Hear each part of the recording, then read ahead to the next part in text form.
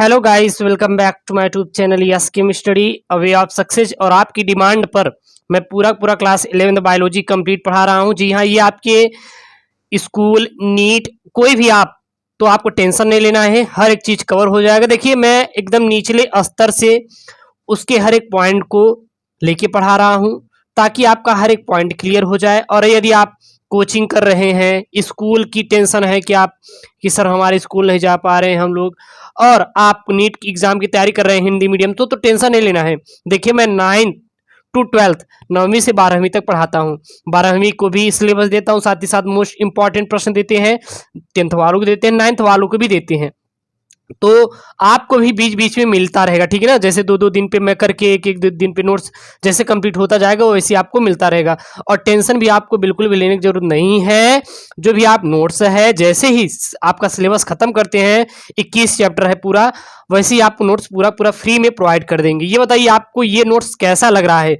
आप कमेंट जरूर करें कि आपको ये नोट्स जो आपको पढ़ा रहे हैं ये कैसा लग रहा है, अच्छा है कि नहीं।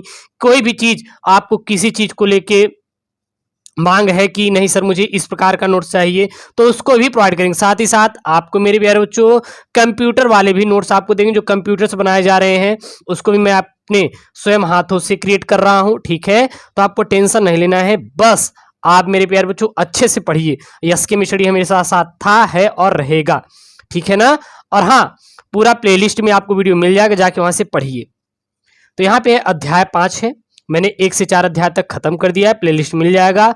और ये है आपका पुष्पी पादपों की आकारिकी।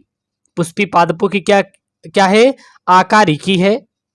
अध्याय 5 है, यानी कि रूपांतरण। तो सबसे पहले आती है आपकी आकारिकी। ये होता क्या है? ये आकारिकी है क्या? तो आकारिकी विज्ञान की वह शाखा है जिसके अंतर्गत पौधे के विभिन्न बाह्य संरचनात्मक लक्षणों का अध्ययन किया जाता है। आकारिकी क्या होता है? आकारिकी विज्ञान की वह शाखा है जिसके अंतर्गत पौधे के विभिन्न बाह्य संरचनात्मक लक्षणों का क्या किया जाता है? अध्ययन किया जाता है। उसे हम लोग आकारिकी कहते हैं। पुष्पी पादपों के विभिन्न भागों की आकारिकी, उनके रूपांतरण एवं महत्वपूर्ण कार्य निम्नलिखित हैं। कौन कौन से? पहला तो अगर देखें तो पुष्पों में क्या पाया जाता है? मूल, अर्थात बोले तो जड़। जड़ को क्या बोलते हैं इंग्लिश भाषा में? तो मेरे प्यारे बच्चों इसका नाम है रूट। रूट बोला जाता है। तो जड़ें बीज में उपस्थित भ्रूण के मूलांकुर से विकसित होती हैं। हमेशा जड़ें किससे विकसित होती हैं? तो जो बीज में उपस्थित जो भ्रूण के मूलांकुर, जब उसमें कहीं ना कहीं मूलांकुर होता है तो उससे क्या उत्पन्न होती है? बीज उत्पन्न होती हैं। इस जड़ को प्राथमिक मूल कहते हैं। इनका मुख्य कार्य पौधों को मृदा में स्थिर बनाए रखना तथा भूमि से जल व खनिज लवणों का अवशोषण करना होता है। तो इनका मेन कार्य क्या होता है? इनका मेन कार्य होता है कि भूमि से जल और खनिज लवणों को क्या करना?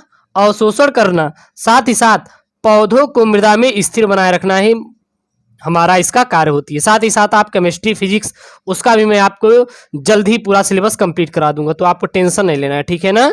चलिए, अगला है जड़ों के विशिष्ट लक्षण, यानी जड़ों के विशिष्ट लक्षण क्या क्या है, जड़ों में कौन कौन से लक्षण पाए जाते हैं। तो पहला इसमें जो लक्षण होता है कि जड़ों पर पर्व यानी कि नोड्स व पर्णसंधियां नहीं पाई जाती। यहाँ पे जो पर्णसंधियां होती है जड़ों पे बिल्कुल नहीं पाई जाती, तथा इन पर पत्तियों व पुष्प कलिकाओं का भी अभाव होता है।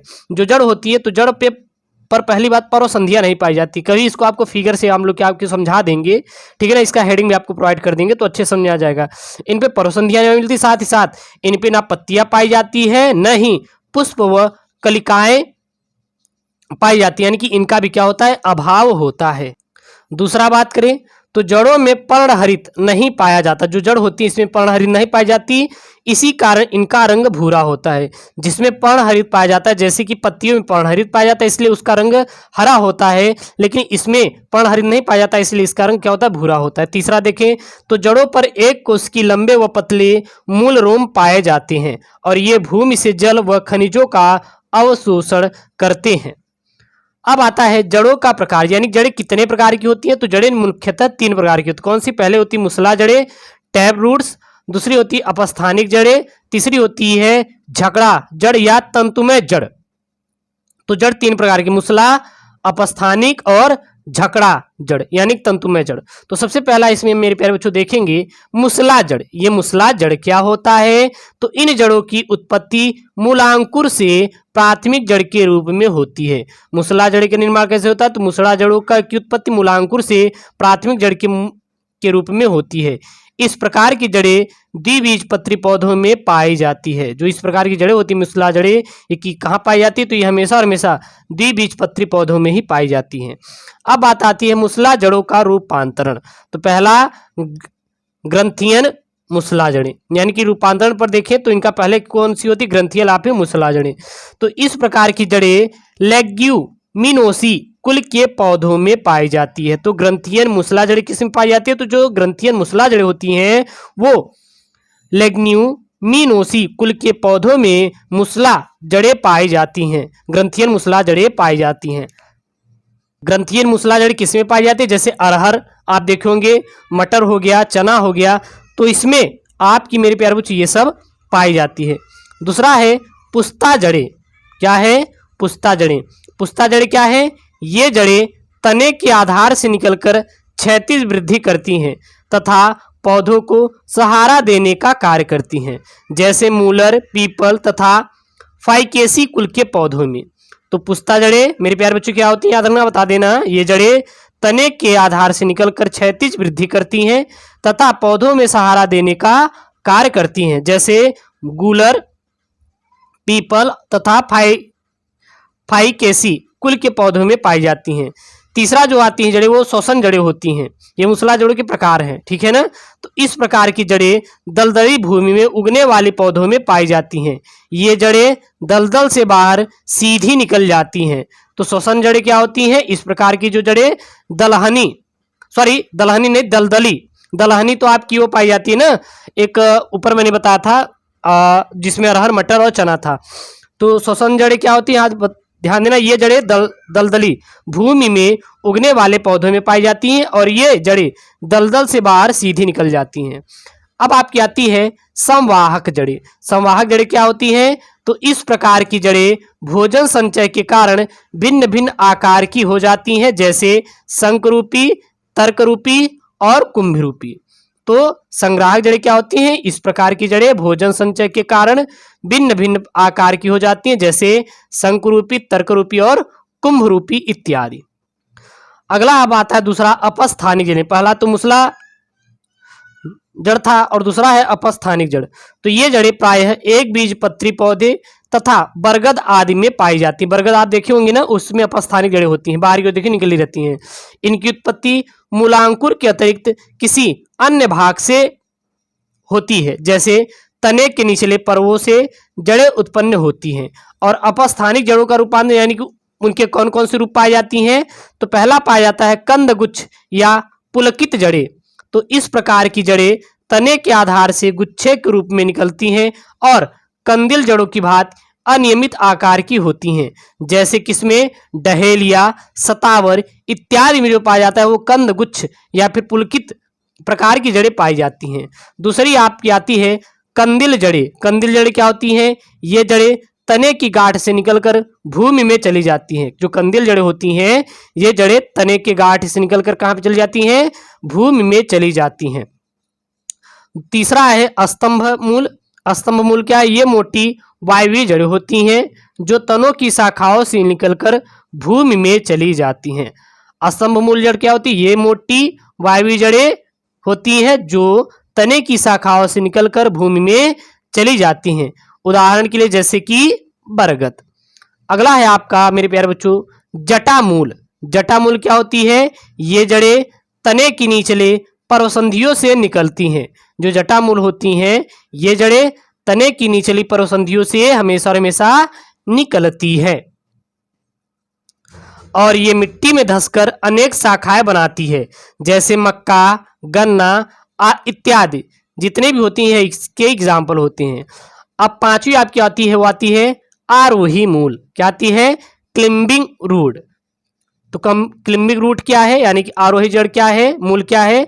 तो इस प्रकार की जड़ें तने की पर्वसंधियों अथवा परों से निकलती हैं। ये जड़ें सहारा प्रदान करने वाले पौधों से लिपटकर पादप के ऊपर चढ़ने में सहायता करती हैं। आप लोग कई ऐसे आप वृक्ष देखे होंगे, जैसे कि आप कभी कद्दू का पौधा देखे हैं, उसमें देखिए जड़ें निकलती रहती है, वो पकड़ पकड़ के किसी वस्तु पे चढ़ जाती हैं।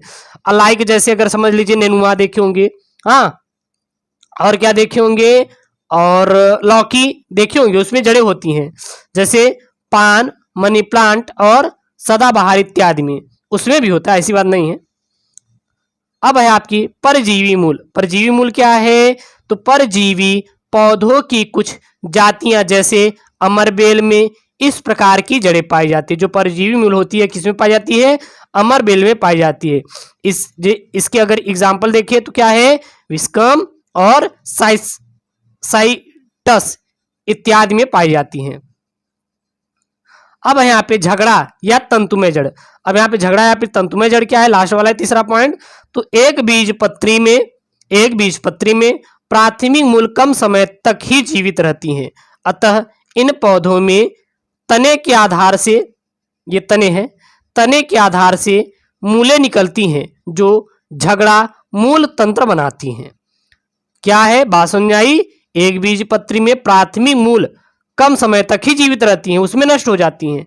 अतः इस पौधों में तने के आधार से मूलें निकलती हैं जो झगड़ा मूल तंत्र क्या करती हैं? तंत्र का निर्माण करती हैं। अच्छा ये बताइए, चैप्टर मजा आ रहा है पढ़ने में ना, है कि नहीं? इसमें पूरा वृक्ष के बारे में है, तो काफी ये कहीं ना कहीं आपके लिए मजे वाला चैप्टर है। तो अब आता है आपका स्टेम। बोले तो तना। तना क्या होता है? फिर तने के प्रकार देखेंगे। तो तना भ्रूण के प्रांकर से विकसित होता है। जब भ्रूण का प्रांकर होता है तो क्या निर्माण होता है? तना। यानी जब भ्रूण एकदम हो जाता है तैयार, अब वो ऊपर की ओर उठता है, निकलता है, तब किसका निर्माण होता है? तब हमारे तने का निर्माण होता है। तना पौधों का वायवीय भाग है जिस पर शाखाएं, पत्तियां, फूल तथा फल उगते हैं। तो तना भ्रूण के प्रांकर से विकसित होता है। तना पौधों का क्या है? वायवीय भाग है जिस पर शाखाएं, पत्तियां, फूल तथा फल उगते हैं। अब आता है तने के प्रकार। तने मेरे प्यारे बच्चों कितने प्रकार के पाए जाते हैं? तो तने देखें तो निम्नलिखित प्रकार के पाए जाते हैं। कौन कौन से? पहला है साकी तना, दूसरा है काष्ठी तना, और तीसरा है आरोही तना, और चौथा क्या है आपका मेरे प्यारे बच्चों? हुक आरोही। ठीक है ना? और अगर इसमें देखें तो आरोही तना देखें तो निम्नलिखित प्रकार की होती है। जैसे कौन कौन सी होती है आरोही तना? सॉरी, ये 3 ही होती हैं और इसमें आपके 5 भाग होते हैं। हुक आरोही होता है, तंतु आरोही होता है, कंटक आरोही होता है, मूल आरोही होता है और स्तंभ आरोही होता है। तो जो आरोही तना होता है वह कितने प्रकार की होता है? 5 प्रकार की। याद रखना कौन कौन से? हुक आरोही, तंतु आरोही, मूल आरोही और स्तंभ आरोही और कंटक आरोही। अब आता है तने का रूपांतरण। यानी कि तने देखे तो किस किस रूप में पाई जाती हैं? तो तने में मुख्यतः निम्नलिखित 3 प्रकार के रूपांतरण देखने की मिलती है। रूपांतरण मतलब इनके रूपों, यानी कि इनकी कौन कौन सी रूप होती हैं। पहला कौन सी होती है? शाकीय तना। तो यह तना दुर्बल एवं कोमल होता है तथा सामान्यतः हरा होता है। इस प्रकार तना शाक में पाया जाता है। इसे हम लोग क्या कहते हैं? शाकी तना कहते हैं। तो शाकी तना क्या होती है? याद रखना, तना दुर्बल एवं कोमल होता है तथा सामान्यतः हरा होता है। इस प्रकार तना शाक में पाया जाता है। जो इस प्रकार का तना होता है किसमें पाया जाता है? शाकों में पाया जाता है, इसलिए इसको शाकी तना का नाम दिया गया है। अब आपका आता है काष्ठीय तना। ये काष्ठीय तना क्या है? यानी कि वुडी स्टेम। तो इस प्रकार के तने बहुवर्षीय पौधों में पाए जाते हैं। जो काष्ठीय तने होते हैं कहाँ पाए जाते हैं? तो जो बहुवर्षीय पौधे होते हैं उसमें हमेशा और हमेशा काष्ठीय तने पाए जाते हैं। ठीक है ना? तो जितना भी हो सके उसको आप लोग अच्छे से तैयार करना है। तीसरा है आरोही तना। आरोही तना क्या है? जब तथा किसी आधार के सहारे आरोह करे, जब या फिर किसी आधार के सहारे आरोह करे तो उसे हम लोग आरोही तना कहते हैं। जैसे कौन कौन से? हुक आरोही, और हुक आरोही की एग्जाम्पल क्या है? कैलेमस। दूसरा है मूल आरोही, इसका एग्जाम्पल क्या है? पान। अगला क्या है? तंतु आरोही, तो इसको थोड़ा देख लीजिएगा, पान ही ले लेंगे तो सही रहेगा, लेकिन इसका मुझे क्लियर नहीं इसलिए मैंने नहीं लिखा। सी है कंटक आरोही, जिसको जैसे बरबेरी, और स्तंभ आरोही जैसे पान आदि में होता है। अब आता है तने का रूपांतरण, यानी कि मॉडिफिकेशन ऑफ स्टेम। तो पहला जो पाया जाता है वो पाया जाता है भूमिगत रूपांतरण। तो भूमिगत रूपांतरण देखें तो इस प्रकार का रूपांतरण प्रायः भोजन संचयन अथवा वर्धी प्रजनन के लिए होता है। तो भूमिगत रूपांतरण देखें तो इस प्रकार का रूपांतरण प्रायः भोजन संचयन अथवा वर्धी प्रजनन के लिए ही होता है। ओके, अब भूमिगत तने में रूपांतरण देखें तो कई प्रकार के। पहले क्या आता है कंद। कंद में क्या है तो भूमि के अंदर शाखाओं के सिरे फूलकर गोला हो जाता है और इनमें आंखों का होना पाया जाता है, जैसे कि आलू। आलू देखे होंगे जब आलू बुआई करते हैं तो जो इसमें जड़ें निकलती हैं वो भूमि के अंदर रहती हैं, और जब भूमि के अंदर क्या होती है जो उसमें शाखाएं होती हैं वो क्या होती फूलकर गोला हो जाती हैं, और जैसे कि आलू। इसमें एक पॉइंट वाली बात है कि इसमें आंखें पाई जाती हैं। नीट के एग्जाम के लिए बहुत ही सफिशियंट ये नोट्स है, ठीक है ना। अगला है प्रकंद। तो प्रकंद क्या, यह शाखित मांसल और भूमि के अंदर क्षैतिज अवस्था में मिलती हैं। प्रकंद क्या होती है, यह शाखित मांसल और भूमि के अंदर क्षैतिज अवस्था में मिलती हैं। छोटे छोटे पर्व होते हैं तथा पर्वसंधियां सल्क पत्र से ढकी होती हैं। उदाहरण के लिए जैसे अदरक, हल्दी इत्यादि जो होती हैं प्रकंद के क्या होते हैं, प्यारे से उदाहरण होते हैं। अगला आपका आता है घनकंद। घनकंद क्या होती है, यह संघनित भूमिगत तनाव है जो भूमि में ऊर्ध्वाधर वृद्धि करता है। उदाहरण के लिए जैसे अरवी, केसर आदि जो होते हैं यह घनकंद के मेरे प्यारे बच्चों उदाहरण होते हैं। चौथा क्या है वो आपका होता है सल्ककंद। सल्ककंद में देखें तो इसमें तना डिस्क के समान होता है। सल्ककंद में तना किसके समान होता है, डिस्क के समान होता है, और उसके चारों तरफ मांसल सल्क पत्र होते हैं। तो जो सल्ककंद होते हैं इसमें जो तना होता है किसके समान होता है, डिस्क से समान होता है, और उसके चारों तरफ मांसल सल्क पत्र पाया जाता है। इसके उदाहरण क्या, जैसे प्याज है, लहसुन है आदि इसके क्या है आपके उदाहरण है। अब है आपका अर्ध वायवीय रूपांतरण। तो अर्धवायवीय रूपांतरण में देखिए तो पहला इसका रूपांतरण जो होता है वो होता है ऊपरी भूआस्तारी। तो ऊपरी भूआस्तारी क्या होती है, जब तने लंबे होकर भूमि की सतह पर वृद्धि करते हैं। और भूआस्तारी याद रखना क्या होता है, ऊपरी भूआस्तारी क्या होता है, जब तने लंबे होकर भूमि की सतह पर वृद्धि करते हैं और पर्वसंधियों पर नीचे की ओर जड़ें निकलती हैं तथा ऊपर की ओर पत्ती निकलती है, तो उसे हम लोग ऊपरी भूआस्तारी कहते हैं, ठीक ना, या फिर उप भूआस्तारी कहते हैं। जैसे कि दूब घास, खट्टी बूटी इत्यादि में ऊपरी भूआस्तारी पाई जाती है। अब अगला आता है भूआस्तारी। तो भूआस्तारी क्या होती है, इसमें शाखाएं मुक्त तने के आधार से निकलकर भूमि पर सभी दिशाओं में वृद्धि करती हैं। उदाहरण के लिए फ्रेगेरिया, पीपरमिंट इत्यादि जो होते हैं इसमें भूआस्तारी पाई जाती हैं। अगला तीसरा आता है भूआस्तारिका। तो भूआस्तारिका क्या होती है, ये सामान्यतः जलीय पौधे होते हैं, इनका पर्व छोटा एवं फूला होता है। तो भूआस्तारिका ये सामान्यतः क्या होते हैं, जलीय पौधे होते हैं। पॉइंट वाले पहला पॉइंट है। और अगला देखिए तो इनका पर्व छोटा एवं फूला होता है तथा पर्वसंधियों पर पत्तियां या पर्वसंधियों पर पत्तियों का समूह एवं जड़ें लगी होती हैं, जैसे कि पिस्टिया, जलकुंभी इत्यादि में। चौथा आपका आता है अंतःभूआस्तारी। तो इसमें मुख्य तना जमीन के भीतर क्षैतिज रहते हुए वृद्धि करता है, परंतु शाखाएं भूमि के ऊपर पर्वसंधियों से निकल आती हैं, जैसे पुदीना, अनन्नास और गुलदाउदी इत्यादि के पौधे में। अगला यहाँ पे वायवीय रूपांतरण। तो वायवीय रूपांतरण में देखें तो हमारी 4 प्रकार की मुख्यतः पाई जाती है। पहला क्या पाई जाती है, स्तंभीय तंतु, दूसरा है पर्णाभ स्तंभ, तीसरा है पर्णाभ पर्व, और चौथा है स्तंभ कंटक। तो कितनी होती हैं, 4 पाई जाती हैं। अब इसमें सबसे मेरे प्यारे बच्चों पहला होता है वो होता है पत्ती, बोले तो लीफ। तो यह पौधे का महत्वपूर्ण भाग है। जो पत्तियां होती क्या होती है, पौधे की क्या होती है, महत्वपूर्ण भाग होती हैं, और इसमें हरे रंग का वर्णक पर्णहरिम पाया जाता है। पत्तियों में क्या पाया जाता है, हरे रंग का वर्णक पर्णहरिम पाया जाता है। इस वर्णक के कारण ही पत्तियों में प्रकाश संश्लेषण द्वारा भोजन का निर्माण होता है, और पौधों में पत्ती का निर्माण पर्वसंधियों पर होता है। किस पर होता है, पर्वसंधियों पर ही होता है। किसका निर्माण, पत्तियों का निर्माण। इसमें अगर पत्ती देखें तो पहला इसमें आता है बीज पत्री पत्ती। तो ये बीज के बीज पत्र होते हैं, जो पत्ती की तरह दिखाई देते हैं उसे हम लोग बीज पत्री पत्ती कहते हैं। अगला आता है सहपत्र। तो सहपत्र क्या होता है? पुष्प तथा पुष्पक्रम के कक्ष में छोटे व हरे रंग की पत्तियां पाई जाती हैं, जिन्हें सहपत्र कहा जाता है। तो पुष्प तथा पुष्प के कक्ष में छोटे व हरे रंग की पत्तियां पाई जाती हैं, जिन्हें हम लोग क्या कहते हैं? सहपत्र कहते हैं। तीसरा आता है सल्क पत्र। तो इस प्रकार की पत्तियां प्रायः भूमिगत तनों जैसे प्रकंद घन कंद में पाई जाती है। तो सल्क पत्र किसमें पाया जाता है?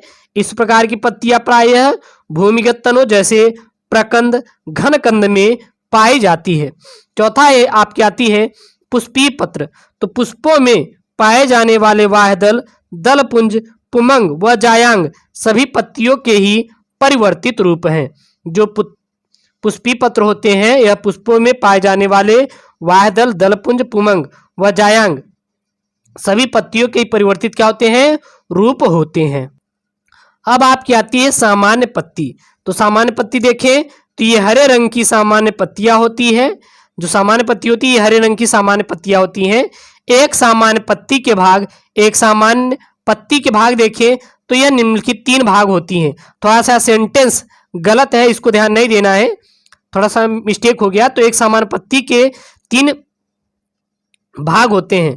पहला पर्णधार, दूसरा पर्णवृत्त और तीसरा पर्ण व फलक। तो पहला पर्णाधार, दूसरा पर्णवृत्त और तीसरा पर्ण फलक। तो सबसे पहला इसमें आता है पर्णाधार। तो पर्णाधार क्या होता है? यह पत्ती का वह भाग है जो तने या शाखा से जुड़ा होता है। पर्णाधार देखें, यह पत्ती का वह भाग है जो तने व शाखा से क्या होता है? जुड़ा रहता है या फिर शाखाओं से जुड़ा होता है। दूसरा पर्णवृत्त, यह पत्ती का डंठल होता है। पर्णवृत्त रहित पत्ती को अवृंत पत्ती भी कहते हैं। जैसे गेहूं, धान, मदार आदि में हमारा पर्णवृत्त देखने के लिए मिल जाता है। तीसरा आता है पर्णफलक। तो पर्णफलक क्या होता है? यह पत्ती का चौड़ा हरा फैला हुआ भाग होता है। जो पर्णफलक होता है यह पत्ती का चौड़ा हरा फैला हुआ भाग होता है और इसके मध्य में पर्णवृत्त से लेकर शीर्ष तक एक मोटी धारा होती है, जिसे मध्य सिरा कहते हैं। और इसी का नाम क्या होता है? मध्य सिरा होता है। इसी का नाम मध्य सिरा भी बोला जाता है। अब आता है मेरे प्यारे बच्चों आपका सिरा विन्यास। सिरा विन्यास क्या है? विनेशन। तो एक बीज पत्री पौधों की पत्तियों में सिराओं के फैलने की व्यवस्था अलग अलग प्रकार की होती है। जो एक बीज पत्री पौधों में देखें तो इनकी पत्तियों में सिराओं के फैलने की जो व्यवस्था होती है क्या होती है? अलग अलग प्रकार की होती है। पत्तियों में पाए जाने वाले सिराओं के इस क्रम को सिरा विन्यास कहते हैं। तो सिरा विन्यास क्या होता है? जो पत्तियों में पाए जाने वाला क्रम होता है उसी क्या कहते हैं? सिरा विन्यास कहते हैं। ठीक है ना? और सिरा विन्यास देखें तो 2 प्रकार के। पहला क्या होता है? जाली कावत और दूसरा होता है समांतर। अब इसमें अब आपका आता है सरल एवं संयुक्त पत्तियां। तो पर्णफलकों के आधार पर पत्तियां 2 प्रकार की होती हैं। अगर पर्णफलकों के आधार पर देखें पत्तियां कितने प्रकार की? 2 प्रकार। कौन कौन सी? पहली होती है सरल पत्ती यानी सिंपल लीफ। तो यह सबसे सामान्य प्रकार की पत्ती है, जिससे पर्णफलक सामान्य अर्थात कटा फटा नहीं होता। जैसे आम, अमरूद, लौकी, खीरा आदि। यह सरल पत्ती के क्या होते हैं आपके मेरे प्यारे बच्चों? उदाहरण होते हैं। तो सरल पत्ती क्या होती है बता देना। यह सबसे सामान्य प्रकार की पत्ती है जिससे पर्णफलक सामान्य अर्थात कटा फटा नहीं होती। जैसे आम, अमरूद, लौकी, खीरा इत्यादि। अब आती है आपकी मेरे प्यारे बच्चों संयुक्त पत्ती, बोले तो कंपाउंड लीफ। तो संयुक्त पत्ती क्या होती है? इसमें पर्णफलक का कटान मध्य सिरा या पर्णवृत्त तक पहुंच जाता है, जिसके कारण पर्णफलक छोटे छोटे भागों में बट जाता है, जिन्हें पर्णक कहते हैं। तो पर्णफलक का कटान, इसमें जो पर्णफलक का कटान होता है वो मध्य सिरा या पर्णवृत्त तक पहुंच जाता है, जिसके कारण पर्णफलक छोटे छोटे भागों में क्या होता है, बट जाता है, और जिन्हें हम लोग क्या कहते हैं, पर्णक कहते हैं। अब इसमें आता है पर्ण विन्यास। ये पर्ण विन्यास क्या होते हैं, तने अथवा शाखाओं की पर्व संधियों पर पत्तियां पाई जाती हैं, ये एक निश्चित क्रम में लगी रहती हैं। पर्ण विन्यास क्या होता है, सीधा आपको बता देना है, तने अथवा शाखाओं की पर्णसंधियों पर पत्तियां पाई जाती हैं और ये एक निश्चित क्रम में क्या होती है, लगी रहती हैं। इस प्रकार तने अथवा शाखाओं पर पत्तियों के लगने के क्रम को ही पर्ण विन्यास कहते हैं। और ये कितने प्रकार के होते हैं, तो ये आपके दो प्रकार के होते हैं। पहला क्या होता है, सर्पिल या एकांतर, और दूसरा क्या होता है, चक्रिक। तो ये कितने प्रकार की होती है, दो प्रकार की। पहला सर्पिल या एकांतर और दूसरी होती है चक्रिक। अब आपका आता है पुष्प क्रम। तो पुष्प प्रायः अकेले या समूह में लगते हैं। पुष्पों के पुष्प अक्ष पर लगने के क्रम का पुष्प क्रम कहते हैं। यहाँ पे लगने के क्रम को ही पुष्प क्रम कहते हैं। तो पुष्प क्रम को क्या होता है, बता देना है। पुष्प प्रायः अकेले या समूह में लगते हैं। पुष्पों के पुष्प अक्ष पर लगने के क्रम को पुष्प क्रम कहा जाता है। अब प्यारे बच्चों आता है पुष्प क्रम के प्रकार, यानी कि पुष्प क्रम देखें तो कितने प्रकार के होते हैं। तो पुष्प क्रम यह निम्नलिखित प्रकार के होते हैं। पहला क्या होता है, असीमाक्षी। पहला क्या होता है, असीमाक्षी। तो इस प्रकार के पुष्प क्रम में मुख्य अक्ष अनिश्चित रूप से वृद्धि करता है।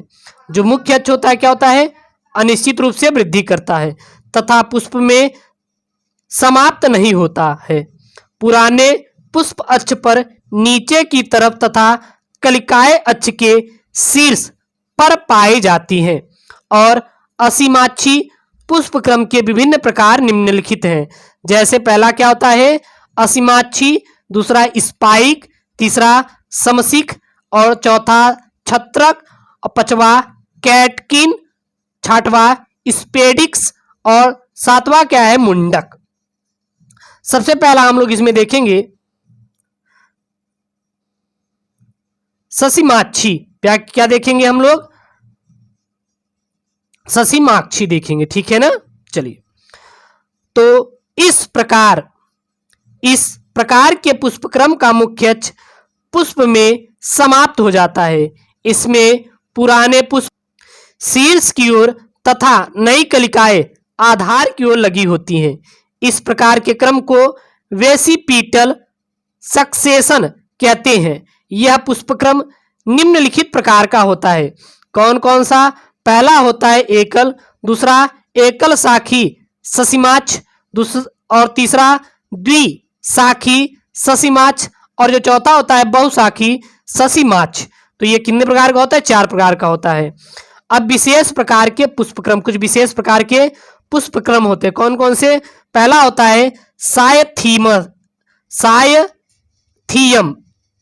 सायथियम, ठीक है ना। तो यह पुष्पक्रम यूकोरबिएसी कुल के जैसे यूकोरबिया आदि का विशिष्ट क्या होता है, लक्षण होता है। दूसरा देखें तो कूट चक्रक, तो यह पुष्पक्रम लेबिएटी कुल के पौधों में पाया जाता है। यह किस में पाया जाता है, तो याद रखना, सीधा बता देना है कि यह पुष्पक्रम लेबिएटी कुल के पौधों में हमेशा और हमेशा पाया जाता है। तीसरा आपका आता है हाइपेनथोंडियम। तो इस प्रकार का पुष्पक्रम में पुष्पांशल मांसल एवं खोखला होकर नाशपत्ती के आकार का हो जाता है और खोखले पुष्पासन की अंतः सतह पर पुष्प लगते हैं। अब आपका आता है संयुक्त पुष्पक्रम। अब क्या आता है आपका, संयुक्त पुष्पक्रम। संयुक्त पुष्पक्रम क्या होता है, इसमें पुष्पक्रम की मुख्य अक्ष अनेक शाखाओं में बटी होती हैं और प्रत्येक शाखा से पुष्प उत्पन्न करती हैं और यह निम्नलिखित प्रकार की होती। पहली क्या होती है, संयुक्त असीमाक्ष जैसे गुलमोहर में, दूसरा संयुक्त स्पाइक जैसे गेहूं में, तीसरा संयुक्त स्पेडिक्स जैसे ताड़ केला आदि में, चौथा संयुक्त समशीख जैसे कैंडी डफ्ट पाइपस आदि में। पांचवा संयुक्त पुष्प छत्र जैसे धनिया इत्यादि में। अब आपका आता है पुष्प, यानी बोले तो फ्लावर। ये पुष्प क्या होता है? तो पुष्प पौधे का जनन अंग है। किसी भी पुष्प का आधार या पुष्प वृंत का ऊपरी फूला हुआ भाग पुष्पासन कहलाता है। पुष्पासन भाग से 4 प्रकार के पुष्प पत्र लगे रहते हैं। कौन कौन से? बाह्य दल, दल, पुंकेसर एवं अंडाशय। अब आती है पुष्प के प्रकार। तो पहला आपका देखें तो 2 प्रकार का, एक लिंगी, द्विलिंगी और उभयलिंगी। एक लिंगी द्विलिंगी दोनों पाए जाएंगे। उभयलिंगी तो एक लिंगी द्विलिंगी क्या होते हैं? पुष्प जिसमें नर और मादा 2 जननांग उपस्थित होते हैं उन्हें द्विलिंगी पुष्प कहते हैं, और जिसमें केवल नर या मादा कोई एक अंग होता है उसे हम लोग एक लिंगी पुष्प कहते हैं। देख लीजिए वही चीज है आगे, नर या मादा में से कोई एक होता है उसे एक लिंगी कहते हैं। अब आती है पुष्प की संरचना। तो सममित के आधार पर पुष्प निम्नलिखित रूपों में बांटे गए हैं। पहला क्या होता है? त्रिज्य सममित पुष्प। तो ऐसे पुष्प जिन्हें केंद्र से होकर किसी भी उदग्र ताल में काटने पर 2 सम अर्ध भाग में विभक्त हो सकता है या फिर हो जाता है, उसे त्रिज्य सममित पुष्प कहते हैं। जैसे सरसों, गुड़हल, टमाटर इत्यादि में। इसको अलग से आपको फिगर में आपको समझा देंगे, ठीक है ना, जिसको कहते हैं कंप्यूटर वाला नोट्स, तो जल्दी आपको प्रोवाइड हो जाएगा। अगला है एक व्यास सममित पुष्प।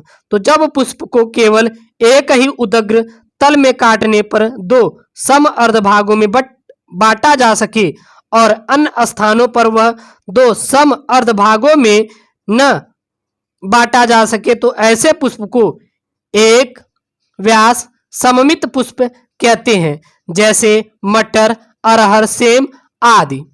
अब आपका आता है असममित पुष्प। तो वे पुष्प जिन्हें किसी भी उदग्र तल से काटने पर 2 समान अर्ध भाग नहीं बनते उन्हें असममित पुष्प कहते हैं, जैसे केना इत्यादि में।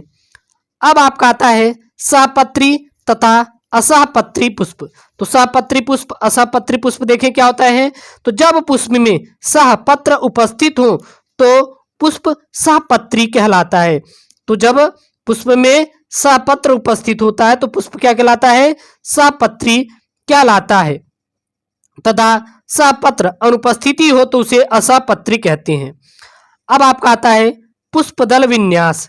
तो कलिका अवस्था में दलों की या बाह्य दलों की परस्पर व्यवस्था को पुष्पदल विन्यास कहते हैं। पहला क्या होता है? कोस्पर्शी, दूसरा व्यावतीर्थ और दूसरा कोर छादी, और चौथा क्या होता है? क्यूंसिल, और पांचवा क्या होता है? ध्वजिक। अब प्यारे बच्चों आती है दलों की आकृति। दलों की आकृति क्या होती है? पुष्पों का रूप दलों के आकार एवं ससंजन पर निर्भर करता है। पुष्पों में निम्नलिखित प्रकार के दल पुंज मिलते हैं। पहला कौन सा पाया जाता है? पृथक दली। अगर पृथक दली देखें तो यह नियमित आकार की होती है और यह आपके 3 प्रकार से होती है, क्रूसीफॉर्म, कैरियोफिलेसियस और गुलाबवत।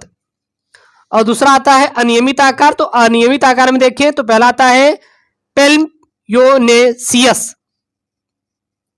तो यह मटर कुल का लाक्षणिक दल पुंज है जिसमें 5 स्वतंत्र दल पाए जाते हैं। इसके उदाहरण क्या है? जैसे लिलिएसी कुल के सदस्यों में। अब आपका इसमें आता है पुमंग। पुमंग क्या होता है? यह पुष्प का तीसरा तथा आवश्यक चक्र होता है जो नर भाग कहलाता है। पुंकेसर का परागकोश में योजन।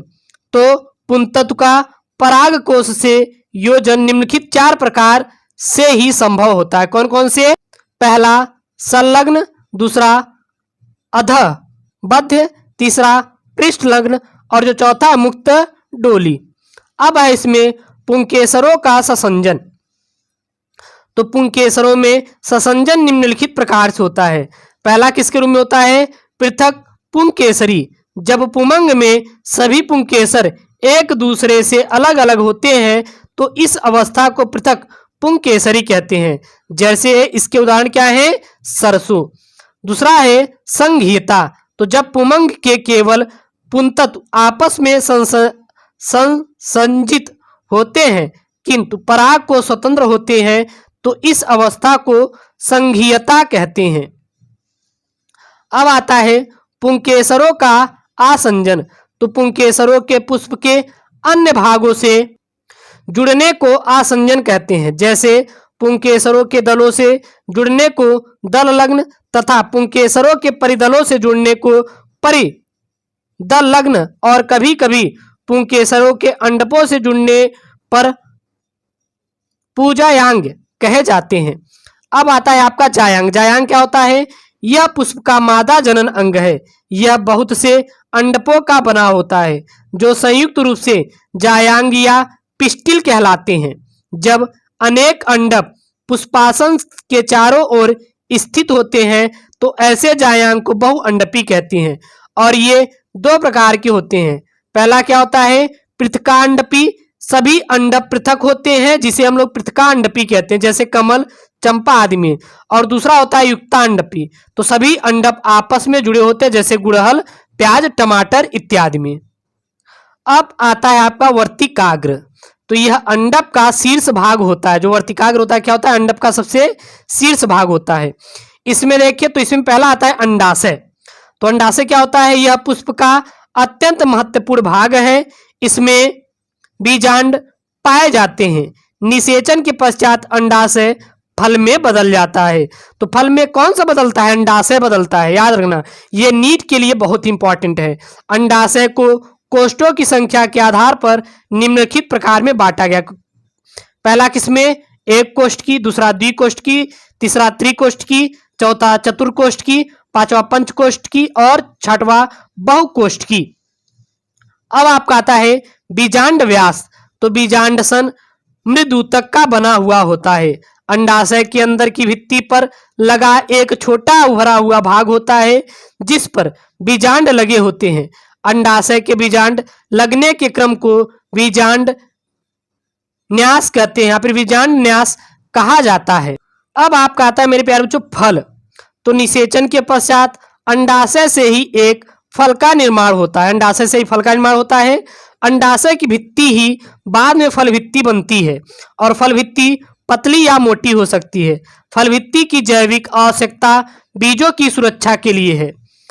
अब इसमें आता है पहला सत्य फल। ये सत्य फल क्या होता है? ट्रू फ्रूट, तो जब फल के बनने में पुष्प का केवल अंडाशय ही भाग लेता है या फिर होता है तो ऐसे फल को सत्य फल कहते हैं, जैसे मटर, आम, नारियल इत्यादि में। दूसरा होता है असत्य फल, तो असत्य फल क्या होता है? जब फल के बनने में पुष्प के अन्य भाग जैसे दलपुंज, वाय दलपुंज आदि भाग लेते हैं तो ऐसे फलों को असत्य फल कहते हैं। अब आता है अनिषेक फलन, तो कभी कभी पौधों में बिना निषेचन क्रिया के ही अंडाशय उद्दीप्त होकर फल में बदल जाते हैं और ऐसे फल को अनिषेक फल कहते हैं। नोट में देखा जाए तो आजकल ऑक्सीजन व जिबेरेलिन जैसे हार्मोन की उचित सांद्रता के घोल को पुष्पों के ऊपर छिड़क कर बीज रहित फल प्राप्त किए जाते हैं। अब आता है आपका फलों का वर्गीकरण, तो फलों का वर्गीकरण मुख्यतः 3 प्रकार से किया गया है। पहला क्या किया गया है? एकक फल, तो यह फल एकांडपी अथवा द्विअंडपी या बहुअंडपी या फिर युक्तांडपी अंडाशय से विकसित होते हैं। दूसरा आता है पुंज फल या समूह फल, तो यह फल 2 या 2 से अधिक अंडपों परंतु मुक्त अंडाशय से विकसित होते हैं। और तीसरा आती है आपकी ग्रंथिल फल, तो इनमें फल का निर्माण संपूर्ण पुष्प क्रम से होता है। अब आता है आपका एकक फल, तो इन्हें 2 भागों में बांटा गया है। पहला किसमें? सूक्ष्म फल और दूसरा गूदेदार फल। सबसे पहले हम लोग देखेंगे सूक्ष्म फल, तो इन फलों में फल भित्ति गूदेदार नहीं होती है। इसे 3 भागों में विभाजित किया गया। पहला किसमें? स्फोटक फल अथवा संपुटी फल, तो इसके 5 पार्ट होते हैं। कौन कौन से? फली, को फोलिकल और सिली क्यूआ और सिलिकुला और 5वां संपुट या कैप्सूल। और दूसरा आता है इसमें अपस्फोटन या एकिनियल फल। तो ये फल परिपक्व होने पर फटते नहीं तथा बीज रहित फल भित्ति के अंदर ही रहते हैं। इसे भी 5 भागों में बांटा गया। पहला किसमें? एकीन, दूसरा कैरियो, और तीसरा और चौथा और पांचवा। अब आता है आपका विदुर फल। विदुर फल क्या होता है? इस प्रकार के फल विकसित होने पर बहुत से एक बीजी फलांशुकों में टूट जाते हैं और फलांशुक का निर्माण 2 बीजों के बीच की फल भित्ति के अंदर की ओर धंस जाने से होता है। इस प्रकार के फलों को 5 प्रकार में बांटा गया। पहला किसमें? लोमेंटम, और दूसरा क्रीमोकार्प, और तीसरा रेगमा, और चौथा कार्सेरुलस, और पांचवा द्विपक्ष समारा। अब आपका आता है पुंज फल या समूह फल। तो ये फल वास्तव में लघु फलों के समूह हैं। इनका विकास बहुअंडपी वियुक्तांडपी अंडकों से होता है। सभी अंडक एक साथ पकते हैं। प्रत्येक अंडक एक लघु फल बनाता है और इस प्रकार के छोटे छोटे लघु फलों के समूह को जो एक पुष्प से उत्पन्न होते हैं पुंज फल कहलाते हैं। पुंज फल के उदाहरण क्या है? सदाबहार, चंपा, मदार, शरीफा, रसभरी, कमल, गुलाब आदि। अब आपका आता है ग्रंथिल फल। तो इस प्रकार के फल संपूर्ण पुष्प क्रम से विकसित होते हैं। ये असत्य फल होते हैं और यह 2 प्रकार के होते हैं। पहला क्या होता है? सोरोसिस, जैसे कटहल, अनानास, शहतूत आदि। और दूसरा होता है अंजीर फल या साइकोनस, जैसे अंजीर, पीपल, बरगद आदि। अब आता है आपका बीज, यानी बोले तो सीड। तो निषेचन के पश्चात अंडाशय फल में परिवर्तित हो जाता है तथा बीजांड बीज में बदल जाता है। बीज में प्रायः एक बीजावरण तथा भ्रूण होता है। भ्रूण में मूलांकुर, एक भ्रूणी अक्ष तथा एक गेहूं, मक्का या अथवा 2 जैसे चना, मटर बीज पत्र होते हैं, या फिर एक होंगे बीज पत्र जैसे गेहूं मक्का में, या तो 2 चना या फिर मटर बीज पत्र होते हैं। अब इसमें लास्ट टॉपिक है क्लास 11 बायोलॉजी का चैप्टर नंबर 5 हिंदी मीडियम वालों के लिए। नीट की भी तैयारी कर रहे हैं तो ये बहुत सफिशियंट है आपके लिए। बीजों का प्रकीर्णन। तो परागकणों की भांति बीजों तथा फलों में चलन की क्षमता नहीं होती है। इस कारण इन्हें एक स्थान से दूसरे स्थान तक पहुंचने के लिए साधन की आवश्यकता नहीं होती है और यह निम्नलिखित विधियों द्वारा किया जाता है। पहला वायु द्वारा प्रकीर्णन जैसे नारियल, कमल आदि में। दूसरा जल द्वारा प्रकीर्णन जैसे नारियल, कमल आदि में। और तीसरा जंतुओं द्वारा प्रकीर्णन जैसे पीपल, अंजीर, बरगद में।